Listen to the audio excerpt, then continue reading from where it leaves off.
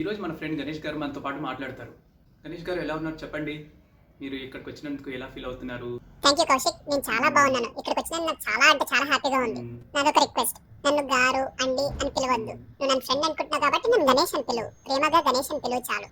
Okay. Okay. ఇప్పటి నుంచి మనం గణేష్ అని పిలుద్దాం. అలా అన్నావు బాగుంది. కానీ గణేష్ నేను మిమ్మల్ని ఒకటి అడగాలనుకుంటున్నాను. అదేంటి అంటే నాకు చాలా మంది ఫ్రెండ్స్ లేరు. నా దగ్గర ఎక్కువ డబ్బులు లేవు.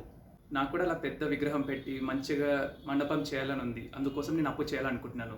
మీరేమంటారు? నువ్వు అప్పు తెచ్చి ఎంత గ్రాండ్ గా చేసినా నీకు మనశ్శాంతి ఉండదు. నీకు మనశ్శాంతి లేని చోట నేను ఉండను. నువ్వు అంతగా నా కోసం ఏమైనా చేయాలనుకుంటే నన్ను మనస్ఫూర్తిగా నీ మనసులో పూజించు. అదే నాకు అన్నిటికన్నా పెద్ద ఆనందం. ఎక్కువ మంది స్నేహితులు లేరన్నావు కదా, ఉన్న ఒకరిద్దరు స్నేహితులైనా నిజమైన స్నేహితులైతే 100 మంది స్నేహితుల కన్నా ఎక్కువ ఆనందం నీకుంటుంది. ఇప్పుడు నేను కూడా నీ ఫ్రెండ్ నే, ఇంక నీకెందుకు బాధ?